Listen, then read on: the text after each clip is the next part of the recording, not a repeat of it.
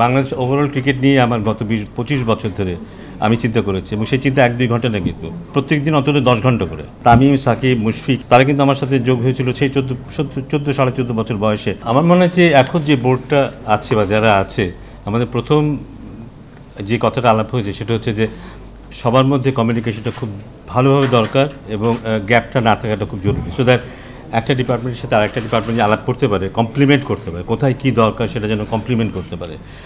সেইটাতে যেটা হবে কি, যে কেউ যে কোনো ডিপার্টমেন্টের থেকে কিন্তু অন্য ডিপার্টমেন্টে ইনপুট দিতে পারবে, অবজারভেশন শেয়ার করতে পারবে। আমি জানি, কারণ শুধু যে পাইপলাইনের কথা যদি বলি, গ্রাসরুট লেভেল ক্রিকেটের কথা বলি, সেটাই না।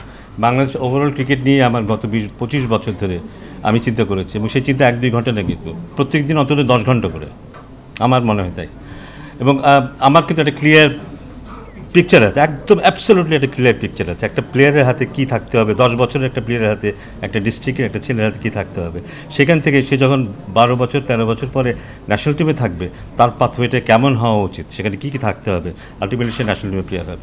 সো আমার অভিজ্ঞতা সেটা আছে কিন্তু, কারণ তামিম, সাকিব, মুশফিক এবং আরও যারা ছিল তারা কিন্তু আমার সাথে যোগ হয়েছিল সেই 14 বছর বয়সে, এবং তাদের বয়স যখন 19-20 হয়েছে, তারপর আস্তে আস্তে তারা ন্যাশনাল টিমে খেলেছে এবং তারপরেও কিন্তু সরাসরি যোগাযোগ ছিল সবসময়। সো ওই আন্ডারস্ট্যান্ডিংটা আমার আছে। সো আমার মনে হয় যে এটা একটা ভালো জিনিস হবে, সেই আন্ডারস্ট্যান্ডিংটা নিয়ে আমি যদি কাজ করতে পারি। প্রেসিডেন্ট তো ডেফিনেটলি আছেন, বাট আমি বলবো যে যেখানেই থাকি সেখান থেকে আমি যদি একটা সেই উইমেন্স ক্রিকেটে থাকি, আমি কিন্তু আম্পায়ার ক্রিকেটের সাথে যোগাযোগ করতে পারবো, আমার অবজেশন শেয়ার করতে পারবো, কী করা উচিত সে শেয়ার করতে পারবো, এবং সেটা কিন্তু হওয়া উচিত। তাই হবে কি, ইস্যুগুলি তাড়াতাড়ি রিজলভ হবে খুব তাড়াতাড়ি, এবং আমরা যে ডিরেকশনে যেতে চাচ্ছি সেই জিনিসটাতে যাওয়া সম্ভব হবে।